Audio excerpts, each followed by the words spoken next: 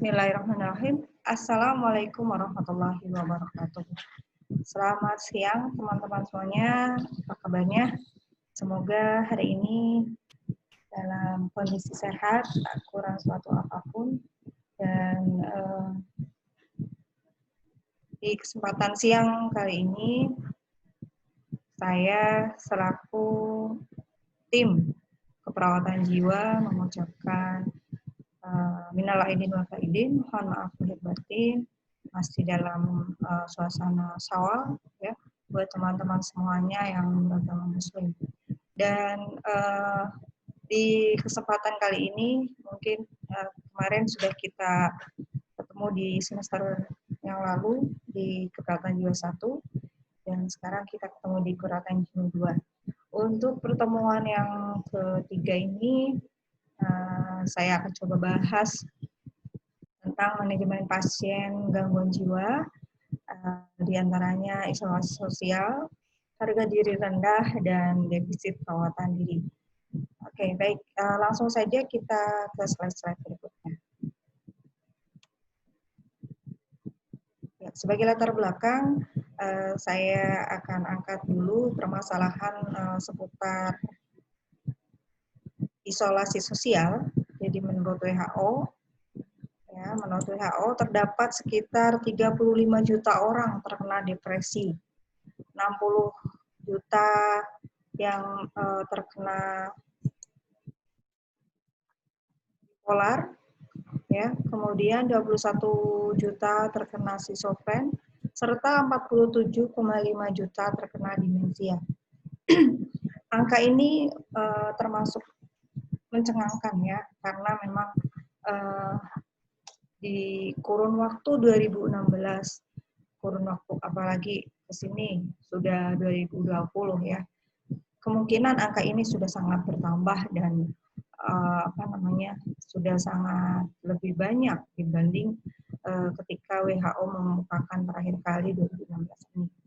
Adapun jumlah penderita gangguan jiwa di Indonesia tercatat sekitar 236 juta orang. Wow, ya. Dengan kategori gangguan jiwa ringan 6%, dari populasi 0,17% menderita gangguan jiwa berat, dan 14,3% diantaranya mengalami pasung. Ya, teman-teman pasti sudah mengetahui bagaimana kondisi pasien yang dipasung ya, bukan semakin membuat pasien ini sembuh, bahkan menjadi lebih parah. Ya, seperti itu. Adapun skizofrenia sendiri, ini merupakan diagnosa medis yang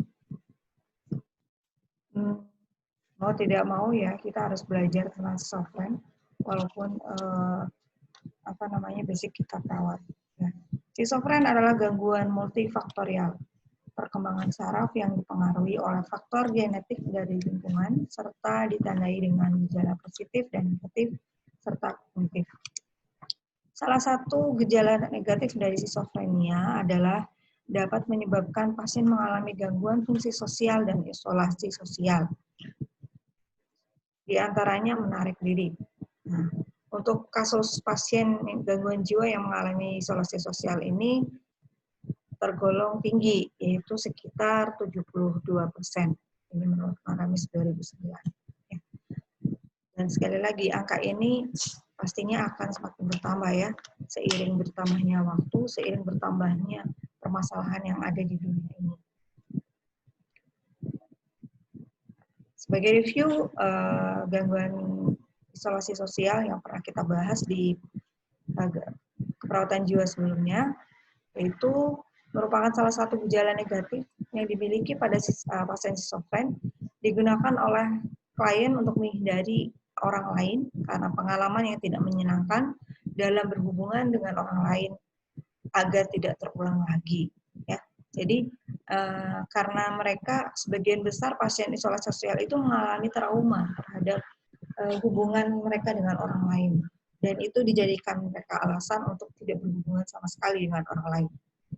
Klien dengan isolasi sosial dapat disebabkan oleh beberapa faktor, di antaranya faktor predisposisi dan presipitasi. Untuk faktor predisposisi sendiri dapat disebabkan ketika seseorang mengalami isolasi sosial adalah adanya tahap pertumbuhan dan perkembangan yang belum selesai ya, belum dapat dilalui dengan baik ya. Misalnya di masa anak-anak tidak mendapatkan kasih sayang, kemudian mengalami penolakan, mengalami kekerasan, bahkan kehilangan yang mendalam ya. Nah, gangguan komunikasi juga dapat menyebabkan seseorang mengalami isolasi sosial. Selain itu adanya faktor norma-norma yang salah yang dalam pengasuhannya mungkin ya, dalam pola pengasuhan yang ditanamkan pada seorang anak itu mengalami kesalahan, ini juga akan disinyalir bisa menyebabkan seseorang mengalami gangguan jiwa isolasi sosial.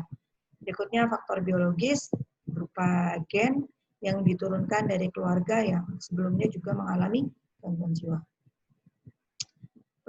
Penyebab isolasi sosial yaitu perasaan negatif yang timbul setelahnya yang akan berdampak pada penurunan harga diri.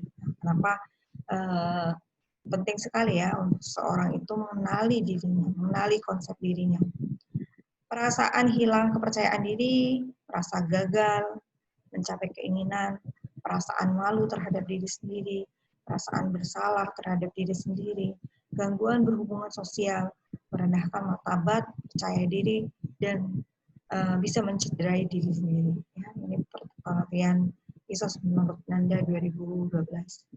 Adapun akibat dari ISOS sendiri adalah bisa menimbulkan halusinasi. Ya, bagaimana tidak seseorang itu kemudian mengalami halusinasi? Ya, karena tadi alasan dia untuk tidak berhubungan dengan orang lain menyebabkan dia menarik diri dari lingkungan. Seketika itu dia merasa ya sudah kehidupannya adalah dirinya sendiri. Nah, saking asik dengan kehidupannya, ini sangat memungkinkan seseorang mengalami halusinasi. Ya, kebiasaan untuk self talk itu sebenarnya bagus, akan tetapi tadi harus diimbangi dengan faktor-faktor yang lain ya.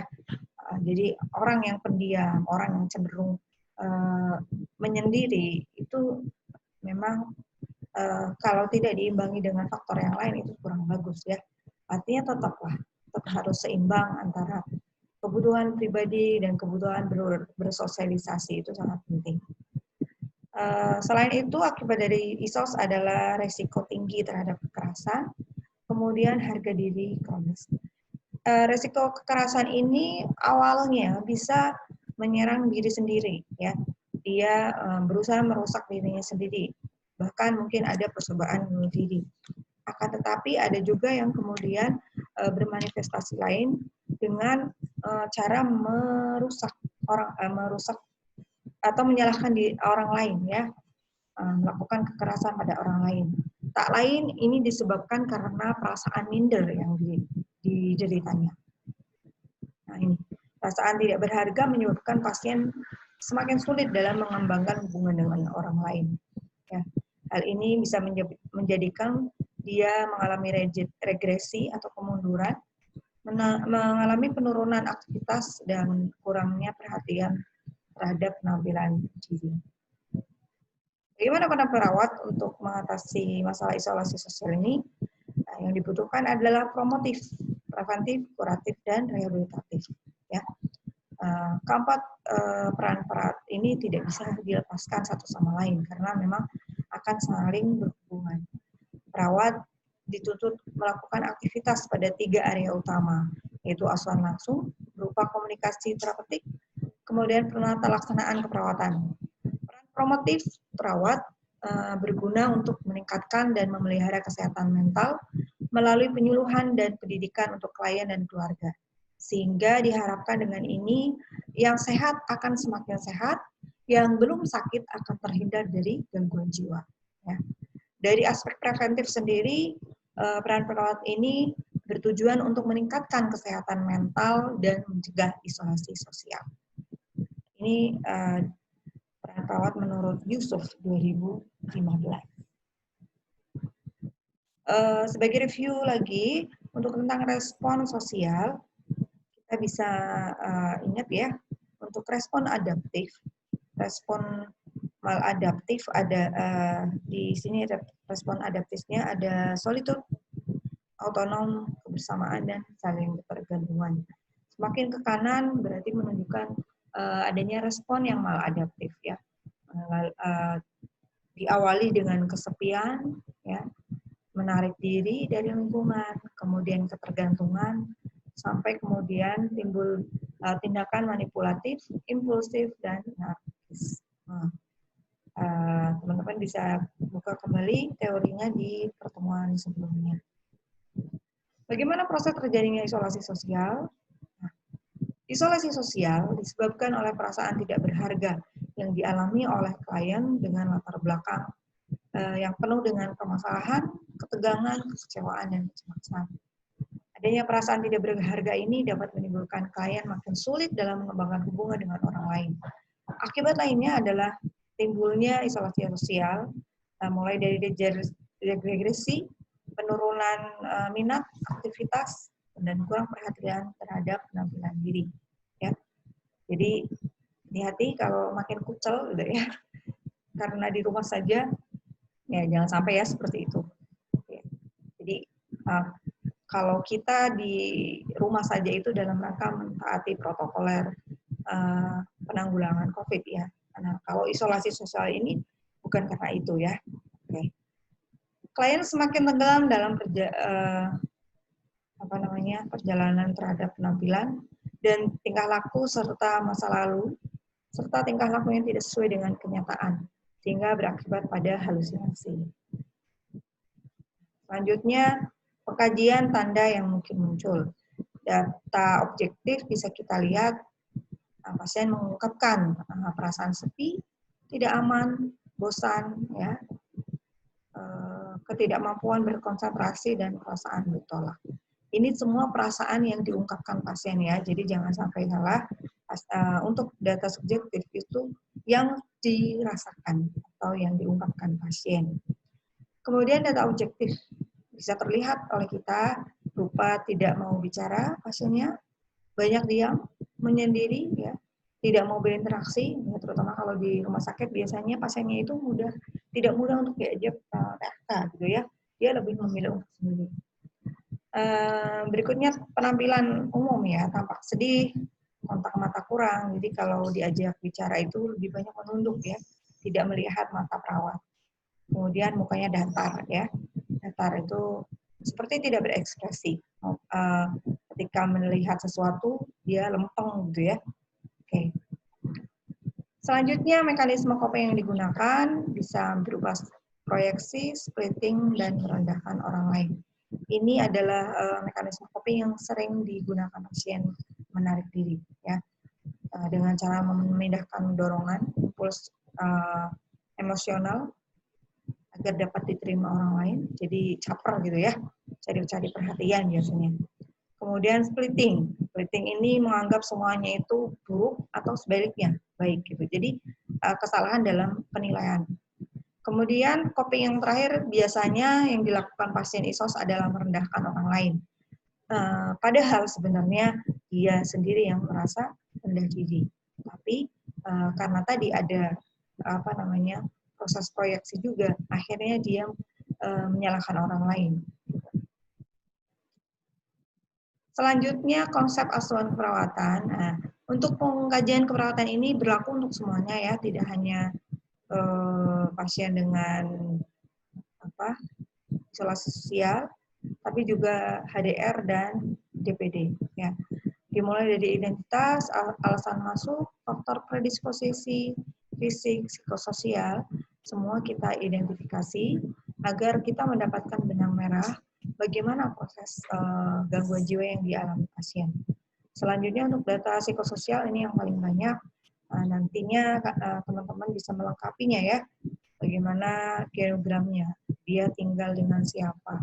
Ini penting untuk menggambarkan situasional, situasi sebelum pasien ini mengalami gangguan jiwa.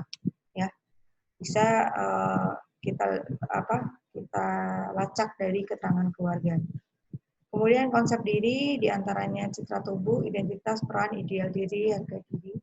Kemudian kita tanyakan juga hubungan sosial, bagaimana sehari-hari pasiennya, apakah memang aktif atau tidak di masyarakatnya. Biasanya rata-rata memang tidak aktif ya. Nah, dengan berbagai hal, untuk pengkajian hubungan sosial ini, untuk pasien isolasi sosial, biasanya sudah menjurus ke adanya disorder atau gangguan. Kemudian aspek spiritual, nilai, keyakinan, dan kegiatan ibadah. Nantinya ini juga bisa setelah kita tanya, bisa kita simpulkan bagaimana prosesnya. Kenapa si pasien ini bisa mengalami gangguan jiwa, bisa dilihat dari faktor-faktor ini. Selanjutnya status mental. Ini status mental dimulai dari gaya bicara, penampilan, ya, aktivitas motorik, ya. Ada pasien yang sering mengulang-ulang pembicaraan dan sebagainya, ya. Nanti di situ bisa kita lihat apakah ada gangguan atau tidak. Kemudian kebutuhan persiapan pulang ini meliputi ADL, activity daily living, mulai dari makan, minum, buang air besar, buang air kecil, kemudian minum obat termasuknya ya, kita tanyakan, kita cross check dengan kondisi pasien sehari-hari. Jika memang masih banyak pergantungan, berarti memang dia masih sangat membutuhkan perawatan. Kemudian mekanisme coping tadi kita bahas dan aspek medis. Adapun penata laksanaan secara medis biasanya dilakukan active convulsive therapy atau SCT. Walaupun sekarang ini pelaksanaan ini agak termasuk ketat karena efek samping dari SCT itu memang cukup membahayakan. Artinya karena memang yang kan ini strom ya, yang di strom itu adalah otaknya pasien. Nah, ini pastinya setelah melakukan tindakan ini ada banyak sisi-sisi yang mengalami kemunduran dari pasien. Nah, karenanya sebenarnya untuk SCT sendiri ini indikasinya akan lebih ketat lagi sekarang. Kemudian obat-obatan ada CPZ, haloperidol, dan triaxiopenidil. Obat-obatan ini akan sering teman-teman jumpai kalau nanti berkesempatan di rumah sakit jiwa ya, karena ini fungsinya banyak sekali. Akan tetapi juga penggunaan obat-obatan ini harus disertai dengan terapi yang lain, terutama yang diberikan oleh perawat. Untuk penata laksanaan keperawatan, ya, yang menjadi andalan kita adalah terapi individu dan terapi keluarga. Dua terapi ini merupakan terapi modalitas yang menjadi acuan untuk terus melaksanakan asuhan keperawatan pada pasien gangguan jiwa melalui SP, ya, strategi pelaksanaan, dan juga terapi-terapi aktivitas kelompok yang bisa melibatkan pasien dan pasien yang lain, akan melibatkan keluarga, ya, keluarga pasien. Oke, selanjutnya kita ke manajemen gangguan jiwa harga diri rendah. Bagaimana prosesnya? Nah, ini sedikit review. Apa itu harga diri? Ya, harga diri adalah perasaan tidak berharga, tidak berarti dan rendah diri yang berkepanjangan, yang mengakibatkan evaluasi yang negatif terhadap diri sendiri. Perasaan hilang kepercayaan ini merasa gagal karena tidak mampu mencapai keinginan sesuai ideal diri. Untuk latar belakang, seperti tadi sampaikan di awal bahwa kehidupan kita semakin hari semakin kompleks, semakin hari semakin membutuhkan banyak adaptasi, tidak hanya secara fisik tapi secara mental. Bahkan kalau menurut saya sendiri, adaptasi mental itu jauh lebih penting dibanding adaptasi fisik, yang saya rasa untuk fisik itu akan lebih dikenali penyebabnya, dikenali gejala-gejalanya, berbeda dengan psikis yang memang tidak tampak, ya. Dan oleh karena itu butuh sekali pengetahuan dari perawat untuk bisa membantu pasien tentang hal ini. Sebagai latar belakang gangguan HDR, adanya tadi ya kurang adaptasi terkait dengan kemajuan teknologi, kemajuan dunia yang semakin berkembang besar. Ketidakmampuan beradaptasi seringkali berdampak pada kebingungan, kecemasan, dan frustasi sebagian masyarakat.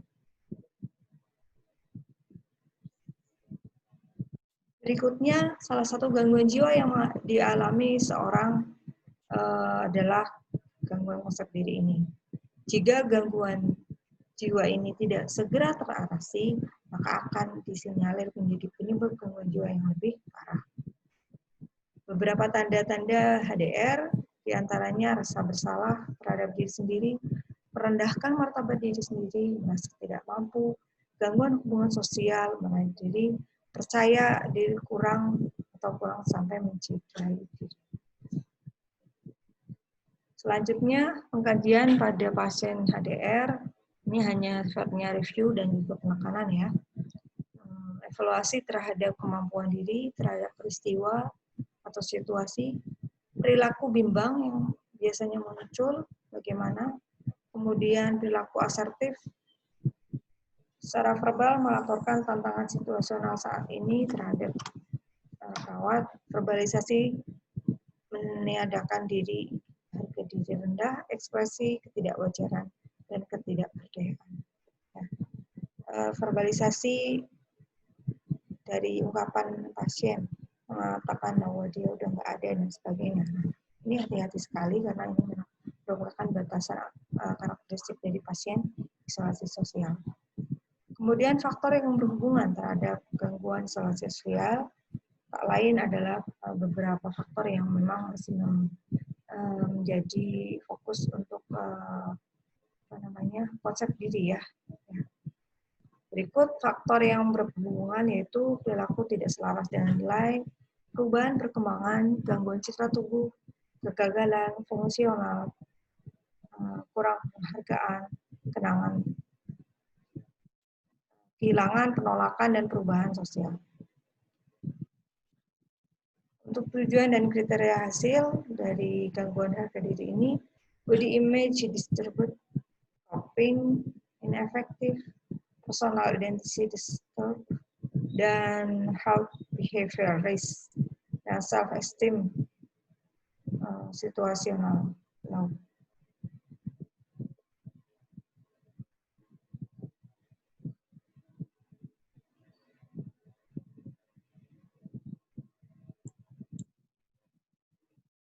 Selanjutnya, tujuan dan kriteria hasil ada body image, ya, coping. Nah, ini untuk kriteria hasilnya dari tindakan yang kita lakukan, pasien diharapkan mampu beradaptasi terhadap ketunadayaan fisik, ya, terutama untuk pasien-pasien yang mengalami misalnya cacat karena amputasi dan sebagainya, atau karena kecelakaan dan sebagainya. Resolusi berduka yaitu penyesuaian terhadap kehilangan aktual dan kehilangan yang akan terjadi. Kemudian penyesuaian psikososial menunjukkan penilaian pribadi tentang harga diri, mengungkapkan penilaian diri, komunikasi terbuka, optimis terhadap masa depan, dan penggunaan strategi efektif.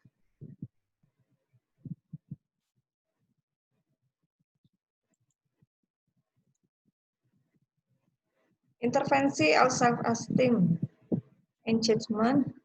Yang pertama, tunjukkan cara percaya diri, rasa percaya diri terhadap kemampuan pasien untuk mengatasi situasi. Tunjukkan rasa percaya diri. Jadi sesekali kita boleh memuji pasien ya, tanpa kemudian jadi harus sesuai dengan pujiannya. Ya, paling tidak dengan dipuji biasanya pasiennya akan lebih welcome ke kita. Kemudian dorong pasien mengidentifikasi kenyataan dirinya, kekuatan dirinya, ajarkan keterampilan perilaku yang positif melalui bermain peran, model peran, diskusi, dan sebagainya. Dukung peningkatan tanggung jawab diri jika diperlukan, buat statement positif terhadap pasien, monitor frekuensi komunikasi verbal pasien, kaji alasan untuk mengkritik dan menyalahkan diri sendiri. Untuk konseling, ini merupakan salah satu kegiatan di ranah psikologi atau ranah kejiwaan, sehingga diharapkan perawat juga tetap membuka daya konseling, terutama bagi masyarakat ya, jika memang itu dibutuhkan dan memang sesuai dengan sesuai dengan situasional. Konseling sendiri adalah proses pertolongan interaktif yang berfokus pada kebutuhan, masalah atau perasaan klien dan orang terdekat untuk meningkatkan hubungan sosial pasien. Coping engagement, body image engagement. Oke, pertanyaan. Jika nanti ada pertanyaan, silakan nanti langsung ditulis di forum apa namanya, diskusi. Ya, oke, kita lanjutkan untuk pembahasan manajemen pasien gangguan jiwa defisit perawatan diri. Ya. Sebagai latar belakang, kesehatan jiwa sebagai bagian yang tidak terpisahkan dari kesehatan adalah bagian integral yang merupakan unsur utama dalam menunjang terwujudnya kualitas hidup manusia. Salah satu permasalahan yang sering terjadi pada klien dengan gangguan jiwa adalah defisit perawatan diri yang berkaitan dengan personal hygiene. Personal hygiene sangat tergantung pada pribadi masing-masing individu, termasuk di dalamnya kebiasaan bagaimana mengembangkannya sejak dari kecil. Pemeliharaan personal hygiene berarti tindakan memelihara kebersihan dan kesehatan diri seorang. Masalah perawatan diri ini pada pasien gangguan jiwa sangat diperlukan untuk melatih kemandirian personal hygiene. Kemudian personal hygiene secara definisi, ini recall aja ya, adalah personal hygiene sangat tergantung pada pribadi masing-masing terkait dengan nilai, kebiasaan, dan pengetahuan. Ya, seperti halnya umat Muslim dengan semakin dewasa ada kewajiban untuk sholat ya. Ketika sholat 5 waktu itu kan diawali dengan wudhu dan sebagainya. Nah ini menunjukkan betapa perhatiannya sisi spiritualitas terhadap masalah personal hygiene ini ya. Ya, termasuk dengan kondisi sekarang ya, kita semuanya dituntut untuk selalu hygiene. Pemeliharaan selanjutnya definisi personal hygiene menurut Arif 2008 adalah pemeliharaan personal hygiene berarti tindakan memelihara kebersihan dan kesehatan seorang untuk kesejahteraan fisik dan psikisnya apabila orang tersebut dapat menjaga kesehatan mulut, rambut, hidung, dan telinga,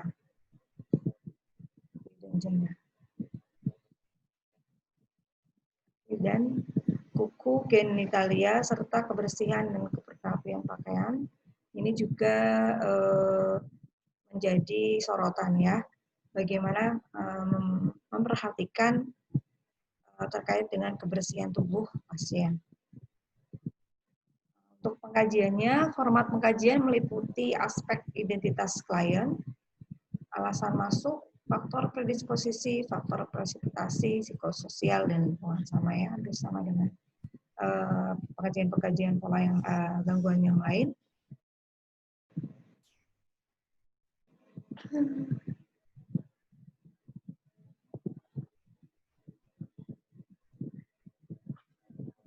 Sampai selesai. Sudah mati. Mana? Ini sinyalnya hilang.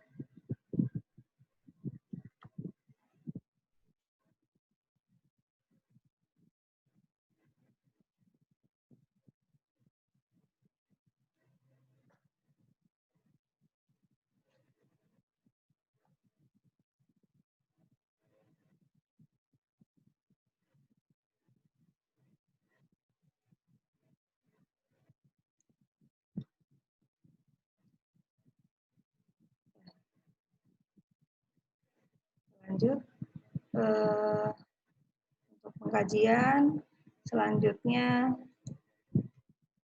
penata laksanaan. Nah, dibutuhkan perhatian yang intens dari perawat, kemudian komunikasi yang teraptik, pelibatan klien dalam kegiatan dan menemani klien saat melakukannya, Kemudian pentingnya dukungan keluarga dalam upaya pemulihan kondisi klien. Keempat, tindakan ini mau tidak mau memang harus dilakukan karena memang untuk pasien-pasien defisit perawatan diri ini sangat membutuhkan perhatian ya. Dikarenakan gangguan yang dia alami sehingga seseorang itu mengalami loss control terhadap bagaimana dia merawat dirinya, dan kehilangan kemampuan ini bisa sifatnya permanen sehingga sangat dibutuhkan kesabaran dari perawat jiwa khususnya untuk mengatasi masalah ini. Ya. Terakhir, selamatkan jiwamu dengan berusaha mengenal dirimu. Terima kasih. Jika ada pertanyaan, silakan disampaikan di forum diskusi. Assalamualaikum warahmatullahi wabarakatuh.